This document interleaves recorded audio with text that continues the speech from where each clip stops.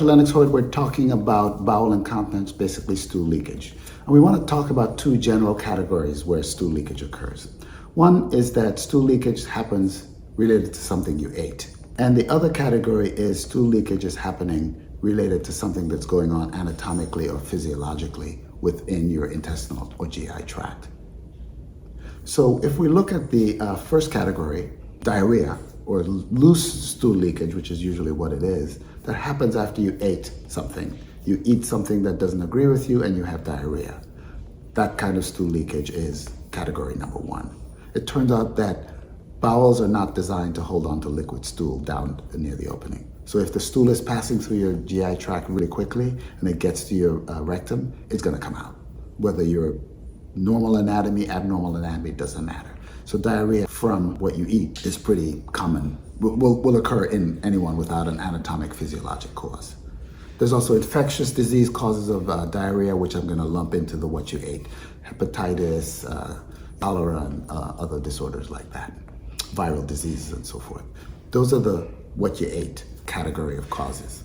The other category has to do with what's going on physiologically or anatomically in your GI tract.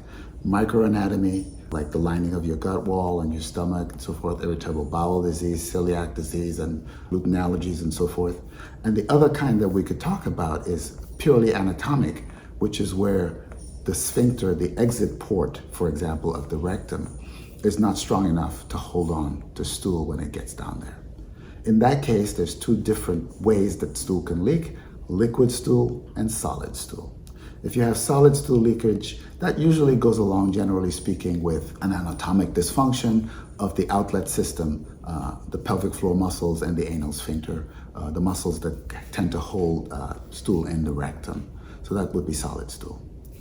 Alternatively, sometimes there's liquid stool that can leak in the setting of constipation. So I'll have a woman say to me, hey, sometimes I'm really, really constipated, I can't get stuff out, and then next thing I know, I'm leaking stool. So that combination of liquid stool hiding behind constipation usually generally points to some kind of what we call outlet dysfunction, which means the outlet where the stool is asked to leave the rectum, that outlet is corrupted somehow and you can't open the door to let the stool out. It hardens and then liquid stool leaks around it as well. And I've actually seen both in my practice. When I hear that collection of symptoms, liquid, solid, stool, alternating constipation, and liquid stool leakage, I tend to think in terms of an anatomic source. So sometimes as we're talking about stool leakage, in unintended stool leakage, we talked about the times when constipation is alternating with stool incontinence. What you will find and what we see sometimes in our patients is that they're really constipated, they can't get stool out, they have to work really, really hard to get their stool out. They have to sometimes put their fingers down in the perineal area or the pelvic area in order to help them move stool out. Those women will also describe alternating constipation and stool leakage. Sometimes they talk about having to go to the bathroom on multiple occasions in order to get the stool out. One of the causes of that can be certain kind of prolapse. Pelvic organ prolapse, sometimes rectocele, sometimes cystocele, sometimes rectal prolapse itself can actually be the cause or the source of the problems of alternating constipation and stool leakage. And one of the things we haven't talked about yet is actually prolapse of the rectum itself, which is a colorectal disorder that can also impede the passage of stool or prevent stool from coming out normally, that can also alternate between constipation and diarrhea. So I've been asked on multiple occasions by my patients, and bearing in mind we're speaking generally speaking here, many women will say, hey, can I just go see the physical therapist if I have stool leakage? And the good thing about going to see a pelvic floor physical therapist is that most of the techniques that you will learn from a qualified pelvic floor physical therapist are non-invasive. No one's going in there and trying to do a surgical repair of anything.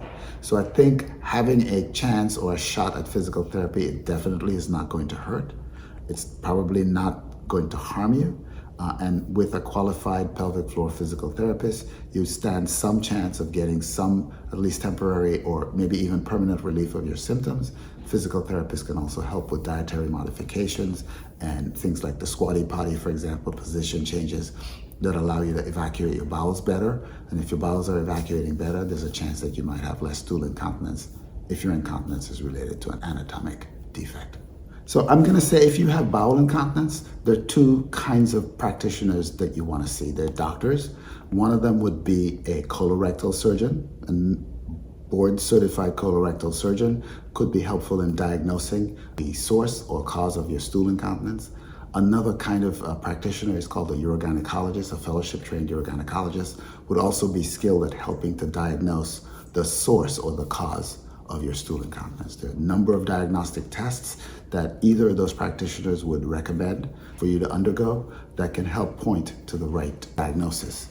And there's nothing more important than getting a correct diagnosis that's validated so that you can be treated correctly.